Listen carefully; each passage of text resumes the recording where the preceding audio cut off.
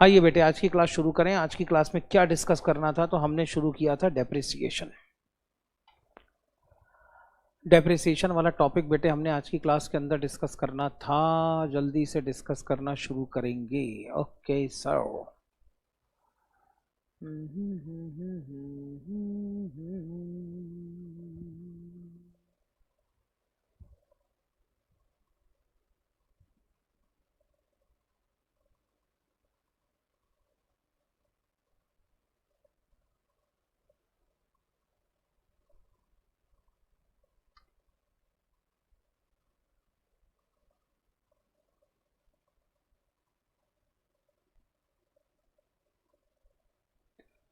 Sir zoom पर नहीं बेटे, आज थोड़ा सा जूम के अंदर इशू आ रहा था, इसलिए आज जूम पर क्लास नहीं हो पाएगी। जूम का सर्वर इशू आ रहा है, कनेक्शन इशू आ रहा है, इसलिए आज जूम पर क्लास नहीं हो पाएगी। आज अपनी क्लास को हम यहीं पर कंटिन्यू करेंगे, ठीक है। Good evening sir, very good evening. Aastha, Yash, very good evening. Sushil, Gaurav, Vaibhav, Ariba, very good evening to all of you. क्या हाल चाल है बेटे सभी के? जूम मचे ले जूम, अच्छा नहीं बेटे, जूम में कल से अपन क्लास अपनी क्लास जूम में कंटिन्यू करेंगे, ठीक है। Alisha, very good evening Alisha. Yash, okay sir, सब ये एक नंबर। याद बेटा ये एक नंबर।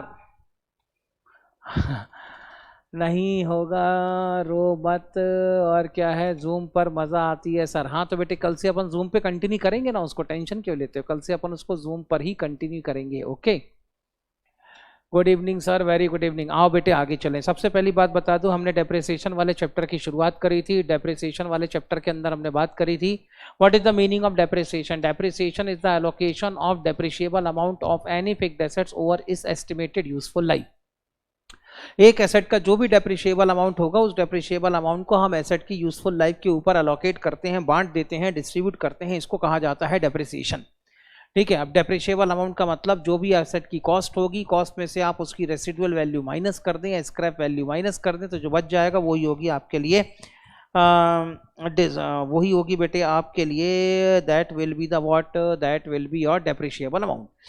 इसके बाद बेटे डेप्रिसिएशन लगाने की पहली मेथड थी straight line method. Straight line method में डेप्रिसिएशन कैलकुलेट करने का फॉर्मूला था cost minus scrap value divided by estimated useful life. Shubh बेटे कैसी बात कर रहे हो सर? गुड इवनिंग सर, आज जूम पर नहीं आए तो मुझे भूल गए, कैसी बात कर रहे हो शुभ बेटे, कैसे भूल सकता हूं बेटे। हरी शरणम, वेरी गुड इवनिंग। मैं नहीं नहीं बेटे कोई लेट नहीं हो, आओ जल्दी से बेटे रिवीजन करना शुरू करें। हाँ तो पहली मेथड थी हमारी straight line method. Straight line method के अंदर हमारे डेप्रिसिएशन कैलकुलेट करने का फॉर्मूला था cost minus residual value divided by estimated useful life. याद आया? यस सर याद आया।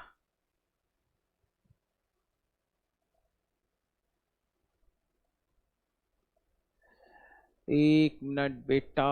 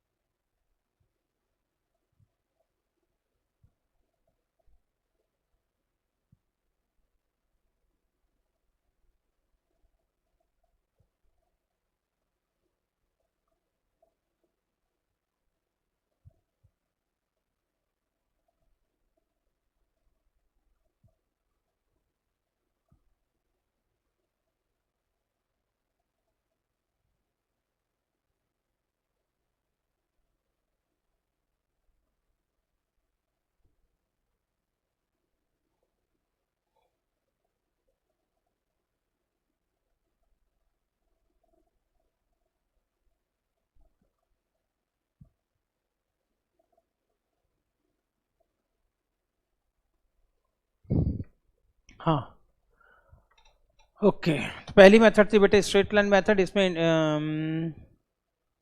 हाँ, स्ट्रेट लाइन मेथड में डेप्रिसिएशन कैलकुलेट करने का फॉर्मूला था cost of asset minus scrap value divided by estimated useful life. उसके बाद में बेटे अगली मेथड थी हमारी, कौन सी अगली मेथड थी? Written down value method. इसमें रेट ऑफ डेप्रिसिएशन कैलकुलेट करने का फॉर्मूला था 1 minus nth root of 1 minus nth root of residual value divided by cost of asset whole multiplied by 100। इसके बाद बेटे एक मेथड हमने और डिस्कस की थी जिसका नाम था sum of years digit method. Sum of year digit method के अंदर डेप्रिसिएशन कैलकुलेट करने का फॉर्मूला हुआ करता था depreciable amount multiplied by years digit for which estimated remaining for the remaining useful life of asset divided by sum of years digit. इसके बाद एक मेथड और हमने पढ़ी थी machine hour rate method. Machine hour rate method के अंदर depreciation का फॉर्मूला हुआ करता था डेप्रिशिएबल अमाउंट कह लो या cost of asset minus scrap value divided by estimated life of an asset in estimated working our. ठीक है ना, एस्टिमेटेड लाइफ ऑफ, सर नाम कतई जहर रख देते आज आप। ओके, नाम कतई जहर रख देना था। हाँ यार बात तो सही है सर, आज यूट्यूबर पर मचाएंगे धमाल। ओके ठीक है, अबे तो आगे तो पढ़ ले, पहले पढ़ तो ले रे बेटा, इधर उसके बाद करना ना जो करना है तेरे को। हाँ तो बेटे यहाँ पर अगली मेथड थी मशीन आर रेट मेथड। इसके अंदर डेप्रिसिएशन कैलकुलेट करने का फॉर्मूला था cost of asset minus residual value divided by total estimated life of total estimated life of asset in its working hour या total estimated working hour of an machine. इसके बाद अगली method पढ़ी थी बेटे हमने यूनिट ऑफ प्रोडक्शन मेथड। इसमें बेटे आपने डेप्रिसिएशन पर यूनिट कैलकुलेट करना होता था। फॉर्मूला होगा इसका cost minus scrap value divided by total estimated production during the life of an asset. इसके बाद एक मेथड पढ़ी थी हमने डिप्लीशन मेथड। डिप्लीशन मेथड में भी डेप्रिसिएशन कैलकुलेट करने का फॉर्मूला होता था कि cost of asset minus scrap value, cost of asset minus scrap value divided by cost of asset minus scrap value divided by total estimated production during the life time of an asset. इस तरीके से हमने अलग अलग method की बात करी थी। आज हमने क्या करना था, तो आज हमने बेटे कुछ एडवांस लेवल के क्वेश्चन को डिस्कस करना था। आज बेटे हमने कुछ एडवांस लेवल के क्वेश्चन को डिस्कस करना था और वो एडवांस लेवल के क्वेश्चन कौन से थे? लो बेटे आओ मैं तुम्हें एडवांस लेवल के क्वेश्चन दिखाना शुरू करूं। ओके सर, आ जाओ बेटे क्वेश्चन नंबर 9 की तरफ। Messrs Shubh pharmaceutical has imported machine, अभी क्यों नहीं दिख रहा? अच्छा हाँ, messrs Shubh pharmaceutical has imported machinery on 1 July 1990 for the $8,000, paid custom duty and freight rupees 80,000 and incurred erection charges rupees 60,000. Another local machinery costing rupees 1 lakh was purchased on 1st January 1991. On 1st July 1992, a portion of the imported machinery valued 1/3 got out of order and was sold for rupees 34,800. Another machinery was purchased to replace the same for rupees 50,000. Depreciation is to be calculated at the rate of 20% per annum on cost. Show the machinery account for the 1990, 1991 and 1992. ठीक है, आगे चलते हैं, शुरू करें। Sir economics basics से नहीं कराओगे? प्रणव बेटे मैं इकोनॉमिक्स नहीं पढ़ा रहा हूं फिलहाल बेटे प्रणय, मैं क्लास ले रहा हूं principle and practices of accounts की। ओके हाँ सर, ओके डन। चलो आगे चलें फिर। यस सर आप आगे चलो। ठीक है सर आगे चलते हैं।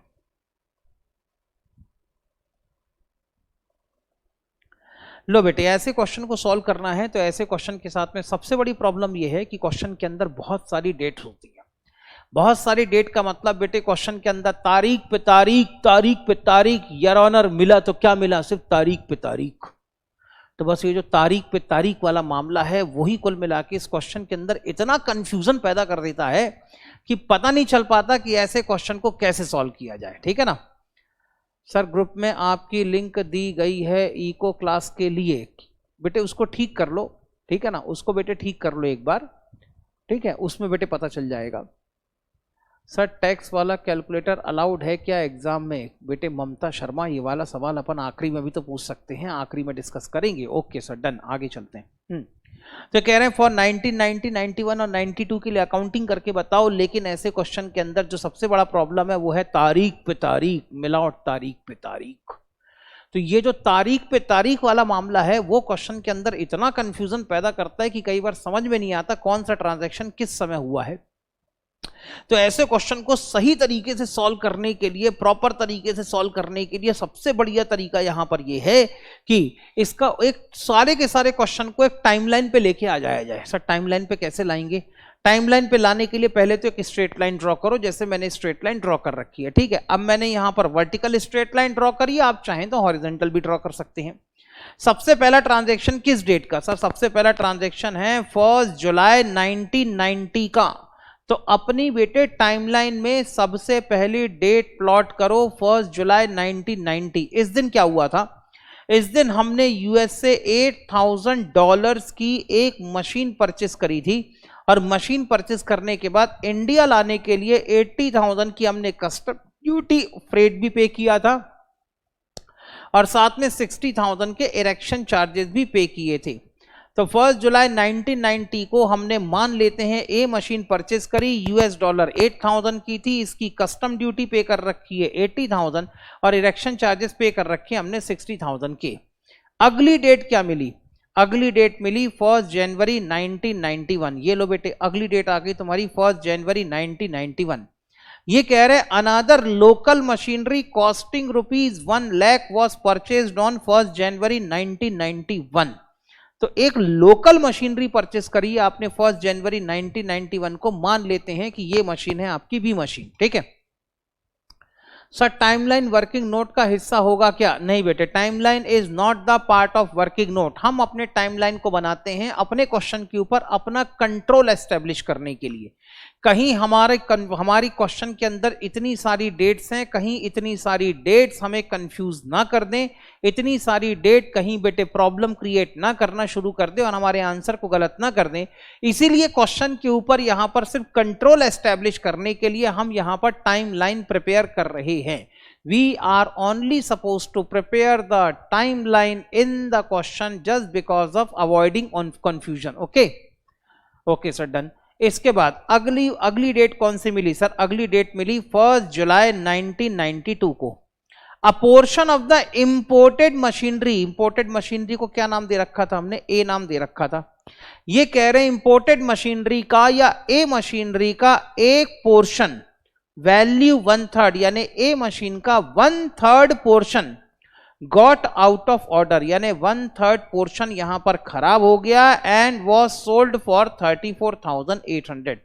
यानी बेटे आपने ये जो ए मशीन परचेस करी थी 1 जुलाई 1990 को, इसका 1/3 पोर्शन यहां पर आउट ऑफ ऑर्डर हो गया है, खराब हो चुका है, इसलिए बेटे आपने इसे यहां पर डिस्कार्ड कर दिया, अलग कर दिया, आपने इसे 34,800 में किसी और को बेच दिया।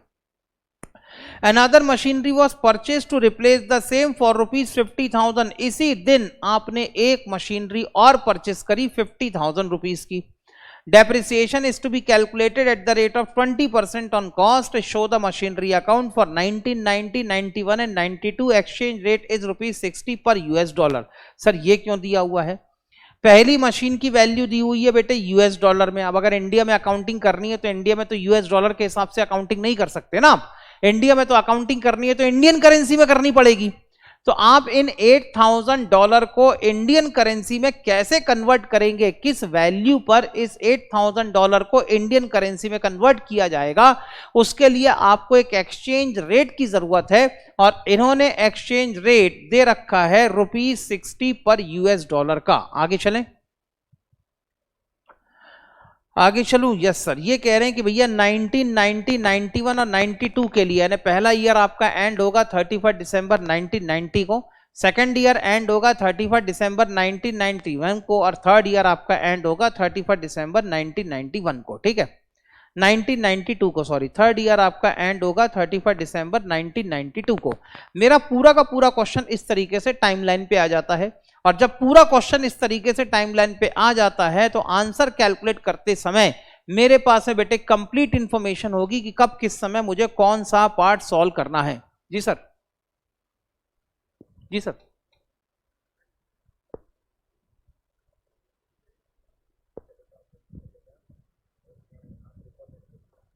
मैं समझा नहीं। एक मिनट एक मिनट एक मिनट।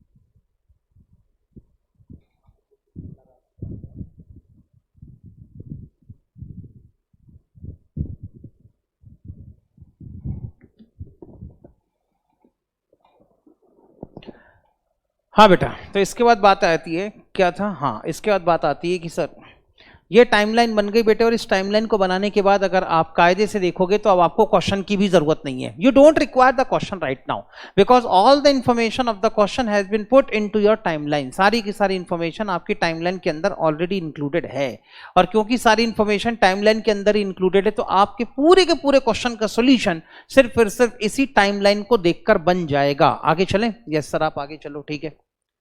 बस ये एक है, YouTube पर मिलोगे अपनी भाई, चैट कर सकते हो, जूम पर असंभव था। हाँ ये बात तो है सर, पर अकाउंटिंग ईयर तो 31 मार्च को एंड होता है ना, और क्वेश्चन में एंड ईयर गिवन भी है ना। अच्छा, क्वेश्चन में कहाँ बेटे 31 मार्च को ईयर एंड करना, ये बताओ, बोलो ना बेटे, क्वेश्चन में कहाँ लिखा है 31 मार्च को? पहली बात तो ईयर एंड करना है। दूसरी बात, यहां पर जब लिखा है show the machinery account for 1990, अगर कोई इंफॉर्मेशन नहीं मिली है तब उस कंडीशन में मैं मान के चलूंगा कि यहां पर बेटे कैलेंडर ईयर ही फॉलो हो रहा है, और अगर कैलेंडर ईयर फॉलो हो रहा है then the year will be starting from 1 January 1990 to and it will end on 31 December to 1990। Done?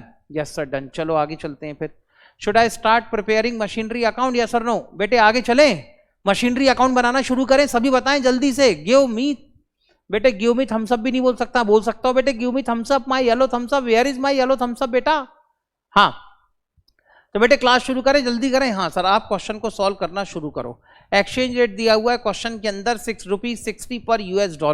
लो बेटे, इन्होंने कहा बेटे क्वेश्चन के अंदर मशीनरी अकाउंट बना के दिखाओ in the books of messrs Shubh pharmaceutical, in the books of messrs Shubh pharmaceutical machinery account. Machinery account बनाना शुरू करेंगे। सर यहां पर फॉर्मेटिंग कैसे होगी भैया? फॉर्मेटिंग जैसे हर बार होती है वैसे यहां पर भी होगी। Date particular amount, date particular amount. सबसे पहली डेट कौन सी मिली? सर पहली डेट है 1 जुलाई 1990 की। 1 जुलाई 1990 को हमने एक मशीन परचेस करी है $8,000 की।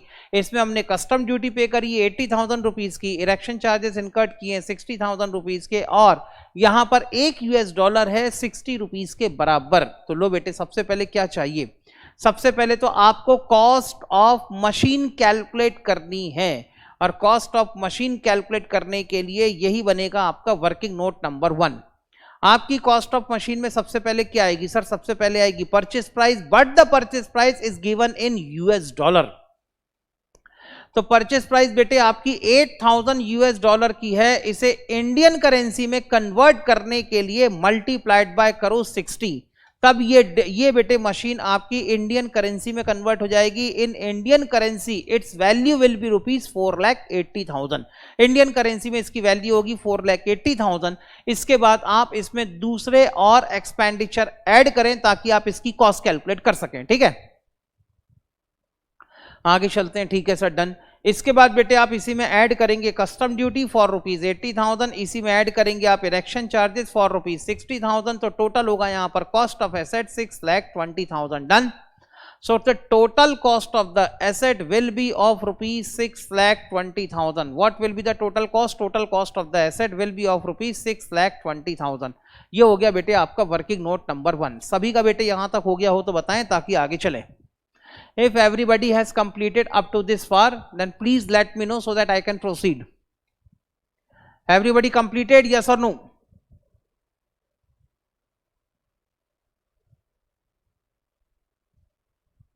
Muhammad Arsalan, 6,20,000. Yes, 6,20,000.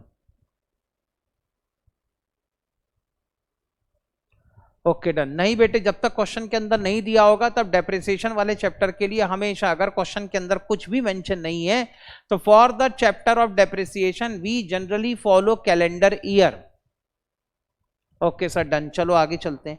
Cost of asset को आपने डेबिट करा दिया. अब बताओ बेटे आपके इस पूरी की पूरी टाइमलाइन में अगली डेट कौन सी थी? सर अगली डेट है 31 दिसंबर 1990 और 31 दिसंबर 1990 को आप अपना अकाउंटिंग पीरियड एंड करेंगे. 31 दिसंबर 1990 को अकाउंटिंग पीरियड एंड करो तो पहला काम क्या करना पड़ेगा? सर पहला काम करना पड़ेगा डेप्रिसिएशन चार्ज करना. करो बेटे डेप्रिसिएशन चार्ज.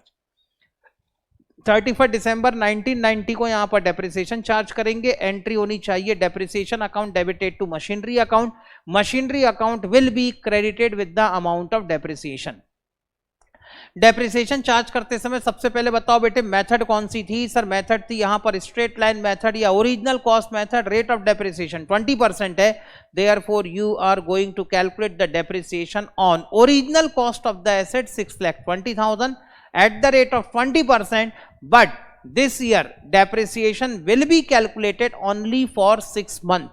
हमने बेटे 1 जुलाई को मशीन परचेस की और 31 दिसंबर को ईयर एंड हो रहा है, यानी मशीन हमारी रेडी टू यूज की कंडीशन में 1 जुलाई 1990 को आई थी. तो जुलाई अगस्त सितंबर अक्टूबर नवंबर दिसंबर you will only calculate the depreciation for 6 month. तो 6 मंथ का यहां पर डेप्रिसिएशन कैलकुलेट करेंगे तो ये हो जाएगा 6,20,000 को 20% फॉर 6 मंथ. तो ऐसी कंडीशन है बेटे आपका डेप्रिसिएशन बनता है 62,000 का. ईयर एंड हो गया है, आप अपने मशीनरी अकाउंट को क्लोज करेंगे. डेबिट का टोटल है 6,20,000 तो क्रेडिट का टोटल भी हो जाना चाहिए 6,20,000 रुपीज. एंड अब यहां पे निकालें आप अपना बैलेंसिंग फिगर. 31 दिसंबर को आपका क्लोजिंग बैलेंस आ जाना चाहिए 5,58,000 और यही क्लोजिंग बैलेंस नेक्स्ट ईयर के लिए बनेगा opening balance. Sir statement of account नहीं पूछेंगे. सौभाग्य मलगी बेटे स्टेटमेंट ऑफ अकाउंट का मतलब क्या होता है? मैं समझा नहीं बेटे. What kind of statement of account? तो यही बनेगा बेटे आपके नेक्स्ट ईयर के लिए opening balance to balance brought down 5,58,000. अगली डेट कौन सी? सर अगली रेलेवेंट डेट आती है हमारे क्वेश्चन के अंदर 1 जनवरी 1991 की. 1 जनवरी 1991 को ये कहते हैं इसी दिन हमने एक नई मशीन परचेस करी है, बी मशीन. और जैसे ही आपने मशीन परचेस करी होगी इससे आपकी मशीन की एसेट इंक्रीज होगी, इससे मशीनरी अकाउंट डेबिट हो जाना चाहिए. या तो फिर आप इसको ऐसा भी कह सकते हैं कि जैसे ही आप कोई एसेट परचेस करेंगे, जैसे ही आप कोई मशीनरी परचेस करेंगे, इसे आप अपनी मशीनरी अकाउंट में डेबिट करेंगे तो this 1 lakh rupees machine will be again debited in your machinery account. Machinery account will be debited by rupees 1 lakh. इसके बाद चेक करो आपके पास में अगली डेट कौन सी आई. सर अगली डेट मिली है सीधे 31 दिसंबर 1991. 31 दिसंबर 1991 को क्या हुआ है? तो 31 दिसंबर 1991 को सर हमारा ईयर एंड हुआ है. ईयर एंड हुआ है तो पहला काम क्या करोगे? सर सबसे पहले तो हम यहां पर भी डेप्रिसिएशन चार्ज करेंगे. तो कर दो डेप्रिसिएशन चार्ज, क्या दिक्कत है? लो बेटे आओ डेप्रिसिएशन चार्ज करें. जब भी आप डेप्रिसिएशन चार्ज करेंगे आप अपनी मशीनरी अकाउंट को क्रेडिट करवाएंगे bye depreciation account working note number 2. Depreciation account credit होगा. अब आपको दोनों मशीनों पे डेप्रिसिएशन कैलकुलेट करना है. एक मशीन जो हमने 1 जुलाई 1990 को परचेस की थी उस मशीन पे ओरिजिनल कॉस्ट पे आप डेप्रिसिएशन कैलकुलेट करेंगे 6,20,000 पे एट द रेट ऑफ 20%. तो डेप्रिसिएशन बनता है 1,24,000. Statement of plant and machinery ये क्या होता है बेटे? ये statement, what is the meaning of statement of plant and machinery? पहले ये तो समझाओ बेटे. I am the same thing I am asking. What is the meaning of statement of plant and machinery? ठीक है आगे चलते हैं. ए मशीन पे डेप्रिसिएशन होगा बेटे यहाँ पर 6,20,000 का 6,20,000 का 20% 62 1,24,000। Okay done.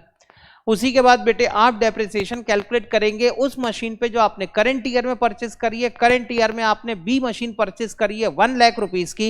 1 लाख रुपीस की मशीन पे 20% के हिसाब से 20,000 का डेप्रिसिएशन कैलकुलेट होगा। Total depreciation to be charged in the books of account for the year ended 31 December 1991 will be rupees 1,44,000। Working note लिखना बेटे निहायती इंपॉर्टेंट है, बहुत जरूरी है, अटमोस्ट इंपॉर्टेंट है। बिना वर्किंग नोट के आपके क्वेश्चन को कंप्लीट नहीं माना जाता। Okay done. तो 1,44,000 का आप अपनी अकाउंट की बुक में डेप्रिसिएशन चार्ज करेंगे। अब क्योंकि since the year has been ended you have to balance your machinery account, यहां पर आप अपने मशीनरी अकाउंट को बैलेंस करेंगे। डेबिट का टोटल है यहां पर 6,58,000, credit total should be of rupees 6,58,000 and the balancing figure will be 5,14,000। 5,14,000 आपका बैलेंसिंग फिगर होगा। इसी बैलेंसिंग फिगर को नेक्स्ट ईयर के लिए आप ब्रॉट डाउन करेंगे टू बैलेंस ब्रॉट डाउन 5,14,000। अब बताओ बेटे अगली डेट कौन सी मिली? सर इसके बाद हमारे पास में अगली डेट आती है कब की? 1 जुलाई 1992। क्या हुआ इस दिन? सर 1 जुलाई 1992 को सबसे पहले तो हमने जो इंपोर्टेड मशीन खरीदी थी 1 जुलाई 1990 को उस मशीन को हमने यहां पर लाके सेल कर दिया है एट रुपीज 34,800। जब भी आप अपनी मशीन को बेचेंगे, बेचते समय आपको कैश रिसीव होगा, cash is coming in, therefore cash account will be debited and the machinery is going out, therefore machinery account will be credited. Entry होनी चाहिए यहां पर cash account debited to machinery account. ठीक, okay sir done. बेटे asset बिक गई है तो पहले बेटे इसी बिकी हुई एसेट को अकाउंट की बुक में रिकॉर्ड कर दिया जाए। बेटे अकाउंट की बुक में रिकॉर्ड करोगे तो एंट्री होनी चाहिए bank account debited to machinery account by rupees 34,800। तो मशीनरी अकाउंट को आप क्रेडिट करवाएंगे बाय रुपीज 34,800। और अगर आप अपनी किसी भी एसेट को सेल करते हैं तो at the time of sale of asset immediately आपको वहीं पर उस एसेट पे प्रॉफिट या लॉस कैलकुलेट करना पड़ेगा। I repeat, if you are selling your asset, तो जिस समय आपने अपनी एसेट बेची है उसी समय वहीं पर आपको इमीडिएटली उस एसेट के बेचने पर जो भी प्रॉफिट या लॉस होता है इमीडिएटली आपको वो प्रॉफिट या लॉस अकाउंट्स की बुक में रिकॉर्ड करना पड़ेगा। डन? Yes sir done. तो बेटे पहले कैलकुलेट करो यहां पर प्रॉफिट या लॉस और उसके बाद आगे चलना। तो अगला वर्किंग नोट बनता है बेटे आपका profit oblique loss on sale of machine. सब प्रॉफिट या लॉस कैसे निकालेंगे? जैसे एक बिजनेसमैन निकालता है। आपने एक एसेट को कितने में बेचा उसको कंपेयर कर लो, उस एसेट की कॉस्ट कितनी थी। You have to compare the sale proceed of the machine with its cost. उसकी कॉस्ट कितनी थी? अगर सेल प्रोसीड ज्यादा है, कॉस्ट अगर कम है, तो डेफिनेटली आपने अपनी मशीन को बेच के प्रॉफिट अर्न किया होगा। अगर सेल प्रोसीड कम है, कॉस्ट अगर ज्यादा है, तो डेफिनेटली आपने अपनी मशीन को बेचा है, तो इससे आपको लॉस हुआ होगा। तो फॉर कैलकुलेटिंग प्रॉफिट और loss you have to compare the sale proceed of the machine with the cost of asset so that you will be able to calculate the profit और loss on the sale of asset. Done? so that you will be able to find out the profit or loss on the sale of asset। Clear है? इतना जल्दी बोलो हाँ या ना। Yes sir clear है। आज मजा आ रहा है बहुत। ठीक है बेटे, वैसे ही ले लिया करेंगे क्लास, फिर क्या दिक्कत है। चलो सर निकालो आप भी प्रॉफिट या लॉस निकालो, हम भी देखते हैं कैसे निकालोगे प्रॉफिट या लॉस। मैंने कहा सुनो, मेरे पास में मशीन का पहले मुझे बैलेंस चाहिए। सबसे पहले कॉस्ट। मैंने मशीन कब खरीदी थी? सर हमने मशीन खरीदी थी 1 जुलाई 1990 को। कितने की खरीदी थी? सर 6,20,000 की खरीदी थी। मैंने कहा ठीक। मैंने मशीन किस दिन बेची है? सर हमने मशीन बेची है 1 जुलाई 1992 को। तो मुझे कॉस्ट भी कब की चाहिए? मुझे कॉस्ट भी चाहिए 1 जुलाई 1992 की। सबसे पहले मैंने मशीन खरीदी थी 1 जुलाई 1990 को। उस समय इसकी कॉस्ट थी 6,20,000 रुपीज। पहले मैंने बेटे 1990 के लिए 6 मंथ का डेप्रिसिएशन माइनस किया 62,000 रुपीज। तो अब मेरे पास में कौन सी वैल्यू होगी? सर अब हमारे पास में होगी 1 जनवरी 1991 की बुक वैल्यू। तो हमारे पास में होगा बैलेंस ऑन 1 जनवरी 1991 5,58,000। फिर मैंने 1991 का भी डेप्रिसिएशन माइनस करवा दिया, कितना 1,24,000। तब मेरे पास में आ गई बेटे बैलेंस एज ऑन 1 जनवरी 1992। अभी भी वैल्यू कब की आई है बेटे, अभी भी वैल्यू आई है 1 जनवरी 1992 की, और मुझे वैल्यू कब की चाहिए 1 जुलाई 1992 की। तो सर 1 जनवरी 1992 से लेके 1 जुलाई 1992 तक की वैल्यू लाने के लिए क्या करोगे, तो मैंने कहा बेटे जनवरी, फरवरी, मार्च, अप्रैल, मई, जून, 6 मंथ का अगर मैं डेप्रिसिएशन और माइनस कर दूं तब मुझे मिलेगी कॉस्ट ऑन 1 जुलाई 1992। क्योंकि बेटे मैंने मशीन 1 जुलाई 1992 को बेची है, इसलिए मुझे कॉस्ट भी 1 जुलाई 1992 की ही चाहिए। ये लो बेटे, तो यहां पर मुझे 1992 का 6 मंथ का डेप्रिसिएशन माइनस करना पड़ेगा। 6 मंथ का डेप्रिसिएशन होता है 62,000 रुपीज का। अगर मैं ये माइनस कर दूं तो मेरे पास में होगा मशीन की कॉस्ट या balance on 1 July 1992 rupees 3,72,000 and that is the cost of machine.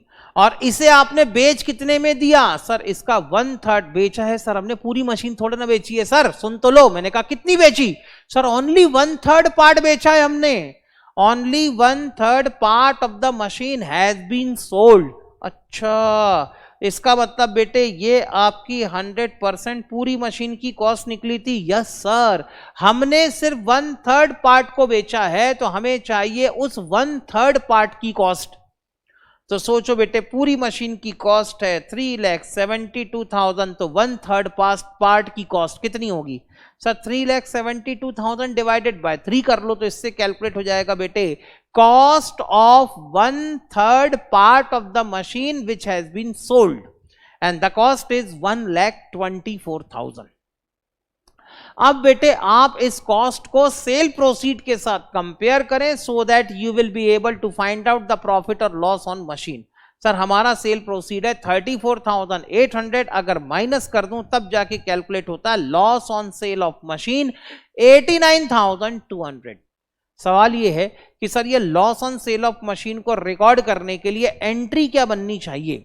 So the entry will be for recording loss on sale of machine, entry will be the loss will be debited to profit and loss account, therefore profit and loss account will be debited by rupees 89,200 and plant and machinery account will be credited by rupees 89,200। और अगर बेटे मैं यहां पर sir घाटे से सौदा निकला, हाँ बेटे घाटे का सौदा तो था ही है, हाँ, तो ऐसी कंडीशन जो कॉस्ट है उसमें डेप्रिसिएशन माइनस हो रखा है क्या, हाँ बेटे आप जब अपनी एसेट की ओरिजिनल कॉस्ट में से हर साल डेप्रिसिएशन माइनस करेंगे तभी तो बेटे नेहा जिस दिन आपने अपनी एसेट सेल करी है उस दिन की कॉस्ट आपको मिलेगी। ठीक है, यहां तक समझ में आया? Yes sir, done. लो बेटे इस लॉस को भी मशीनरी अकाउंट में ट्रांसफर करो, machinery account will be credited by rupees 89,200। Done? Yes sir, done. आगे चलते हैं बेटे, एक कदम और आगे बढ़ो। अब क्या करना है सर? कुछ नहीं करना, अब तो क्वेश्चन ही खत्म है। सीधे अगली डेट कौन सी आती है सर? अगली डेट आती है ईयर एंड। ईयर एंड में सर यहां पर हमने ना एक मशीन और परचेस करी थी, कितने की? 50,000 की। एंट्री होनी चाहिए machinery account is to be debited and cash account is to be credited by rupees 50,000, या तो फिर एंट्री होगी machinery account debited to bank account by rupees 50,000। लो बेटे मशीनरी अकाउंट को डेबिट भी करवा दिया 50,000 रुपीज से। अब अगली डेट कौन सी सर? अगली डेट आती है सीधे 31 दिसंबर 1992। इस दिन हमारा ईयर एंड हुआ है। 31 दिसंबर 1992 को आपका ईयर एंड होता है। ईयर एंड पे फिर आप क्या करेंगे? आप यहां पर एक डेप्रिसिएशन चार्ज करेंगे। अब कौन कौन सी एसेट पे डेप्रिसिएशन चार्ज होगा सर? जो इंपोर्टेड मशीनरी थी उस पे भी डेप्रिसिएशन चार्ज होगा, लेकिन सिर्फ और सिर्फ 2/3 पार्ट पे, क्योंकि 1/3 पार्ट ऑलरेडी हम बेच चुके हैं। ठीक है, ऑलरेडी बेटे 1/3 पार्ट हम बेच चुके हैं। सर रिटर्न डाउन वैल्यू ही कॉस्ट होता है ना? हाँ बेटे, जो मशीन की रिटर्न डाउन वैल्यू होती है उसी को हम कॉस्ट ऑफ मशीन कहते हैं। बिल्कुल सही समझा बेटे कुणाल आपने, you are absolutely correct. Sir sale के टाइम पर डेप्रिसिएशन की एंट्री नहीं होगी क्या? बेटे सेल्स के टाइम पे डेप्रिसिएशन की एंट्री नॉर्मली इसलिए नहीं करते हैं क्योंकि जो भी एसेट्स पे डेप्रिसिएशन लगना है वो ईयर एंड में चार्ज करते हैं। तो जो मशीन आपने बेची है उसका भी जो डेप्रिसिएशन है वो भी ईयर एंड में ही चार्ज कर दिया जाता है। ठीक है सर, अभी 5:30 में आप ही क्लास दिए ना, फिर स्टार्ट कर दिए, क्या करोगे बेटे अंशु? रोजी रोटी का सवाल है बेटा, करना पड़ता है ना, समझा करो। ठीक है अंशु, समझ में आई बेटे बात? सिर्फ 1 घंटे काम करने से बेटे कहां पापी पेट का सवाल है बेटे, समझा करो। सिर्फ 1 घंटे काम करने से नवनीत अग्रवाल सर के खर्चे पूरे नहीं हो पाते। इसलिए बेटे अभी मैंने 5:30, और बेटे तुम तो 5:30 बजे की बात कर रहे हो, मैं तो बेटे सुबह 2 बजे से पढ़ा रहा हूं। ठीक है ना, रात भर बेटे मैंने ट्रैवल किया है, रात भर ट्रैवल करके बेटे मैंने पूना पहुंचा हूं। आज बेटे पूना पहुंचने के साथ ही 2 बजे से शानदार अपन ने पढ़ाना शुरू कर दिया है। मैं तो 2 बजे से पढ़ा रहा हूं बेटे, कंटिन्यूअसली 2 बजे से पढ़ा रहा हूं बेटे अंशु। तो आप मेरी टेंशन मत लो कि मैंने कब कौन सा सब्जेक्ट पढ़ाया, किसको पढ़ाया, बस अपने को पढ़ाने से मतलब है। आगे चलो। सर बाउंस बैक की क्लास हुई थी? नहीं बेटे, आज बाउंस बैक की क्लास है 8:30 को। ठीक है ना, बाउंस बैक की क्लास लगेगी आज 8:30 को। सर मजाक अच्छा करते हो। क्या मजाक अच्छा करते हो बेटे? जिंदगी की सच्चाई है। तुम्हें क्या लगता है बेटे दिन में 1 घंटे काम करने से नवनीत अग्रवाल साहब का पेट भर जाएगा? नहीं, बिल्कुल नहीं हो सकता बेटे। मारवाड़ी आदमी जब तक दिन में 12 घंटे काम ना करे तब तक उसका पेट ही नहीं भरता। क्या करे sir? Wants are unlimited. Yes, ये बात बोली ना बेटे कुणाल ने, wants are unlimited. Very good. हाँ तो आगे चलते हैं सर। हाँ चलो आगे चलो, ठीक है। अब क्या करना है सर? डेप्रिसिएशन निकालना है। आओ बेटे डेप्रिसिएशन निकालें। डेप्रिसिएशन निकालने के लिए फिर एक वर्किंग नोट बना लिया जाए। अब सबसे पहले बेटे यहां पर हम उस 1/3 मशीन का डेप्रिसिएशन ले लेते हैं जो हमने करंट ईयर में बेचा है। 1/3 डेप्रिसिएशन 6,20,000 की मशीन थी। इस पे 1/3 पार्ट पे हमने डेप्रिसिएशन निकाला था at the rate of 20% only for 6 month. Done. तो ये डेप्रिसिएशन था हमारा 20,667 का। कुछ तो भी गलत लग रहा है, एक बार चेक करना बेटे। डेप्रिसिएशन इतना ही आता है क्या? एक बार चेक करके बताओ क्या डेप्रिसिएशन इतना ही आता है? 6,20,000 डिवाइडेड बाय 3। चलो मैं ही निकाल लेता हूं, कोई बात नहीं। 6,20,000 divided by 3 into 20% divided by 2 is equal to, हाँ 20,667 एकदम सही। आगे चलते हैं इसके बाद एक कदम और। ठीक है सर, एक कदम और आगे चलो। उसके बाद बेटे ए मशीन का जो बचा हुआ 2/3 पार्ट है वो तो हमने साल भर यूज किया है, तो उस पर पूरे साल भर का डेप्रिसिएशन लगेगा। 6,20,000 का 2/3 पार्ट हम कैलकुलेट किस पे कर रहे हैं बेटे? बचा हुआ जो 2/3 पार्ट है उस पे डेप्रिसिएशन कैलकुलेट कर रहे हैं एट द रेट ऑफ 20%, 82,667। फिर हमने एक बी मशीन परचेस करी थी 1 लाख रुपीस की, उस पर भी 20% का डेप्रिसिएशन लगेगा 20,000। और करंट ईयर में हमने एक सी मशीन और परचेस करी है फॉर ₹50,000, इस पे भी डेप्रिसिएशन लगेगा। लेकिन करंट ईयर में जो सी मशीन परचेस की है वो 1 जुलाई 1992 को परचेस करी है, इसीलिए हम उसमें सिर्फ और सिर्फ 6 मंथ का डेप्रिसिएशन चार्ज करेंगे। तो टोटल डेप्रिसिएशन बनता है बेटे यहां पर 1,28,334 रुपीस का। और ये 1,28,334 का डेप्रिसिएशन आप अपनी मशीनरी अकाउंट में क्रेडिट करेंगे तो यहां पर बेटे फिर आपका ये बैलेंसिंग फिगर आ जाएगा। ये जो क्लोजिंग बैलेंस है 31 दिसंबर by balance carried down 3,11,666, that will be the closing balance of your machinery account. Done. नहीं बेटे, बाउंस बैक की जो क्लास होगी वो भी हमारी आज ऑनलाइन ही होगी। आज जूम पे कोई भी क्लास नहीं हो पाएगी, सॉरी फॉर दैट। आज बेटे हमारी जूम पे कोई भी क्लास नहीं हो पाएगी। जूम पे क्लासेस हमारी कल से शुरू होंगी, ठीक है।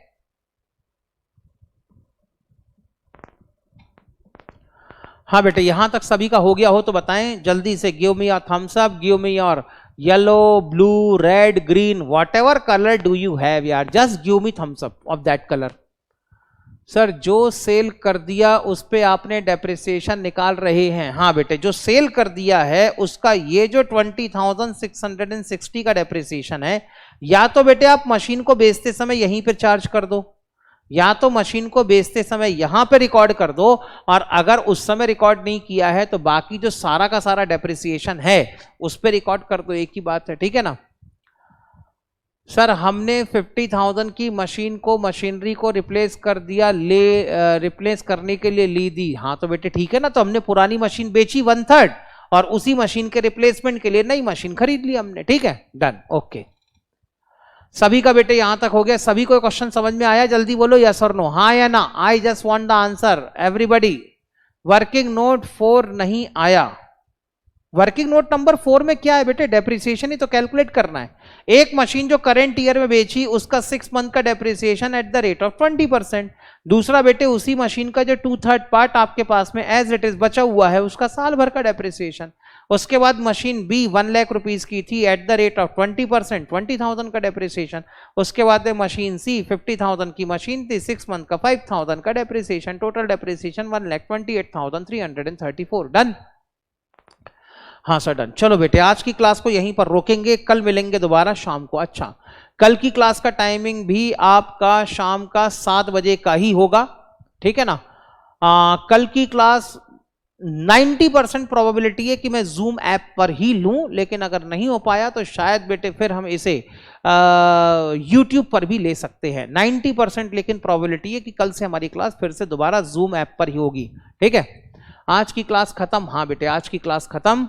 आज के लिए बेटे बाय बाय, माफी चाहूंगा बेटे, कल मिलेंगे दोबारा फिर से। Okay done.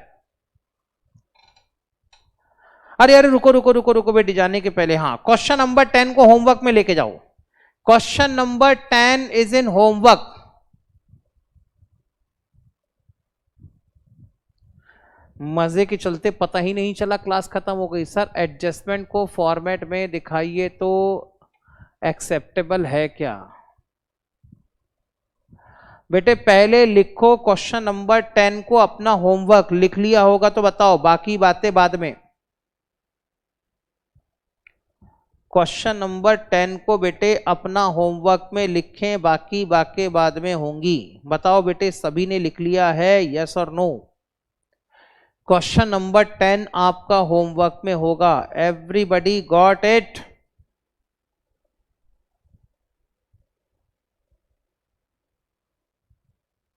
Done sir. Okay sir calculator, हाँ बेटे कैलकुलेटर बेटे उसमें टैक्स का ऑपरेटर अगर होगा तो शायद आप उसको यूज नहीं कर सकते, अननेसेसरी रिस्क लेने से कोई मतलब नहीं है, आप सिंपल कैलकुलेटर लेके जाएं। Okay done.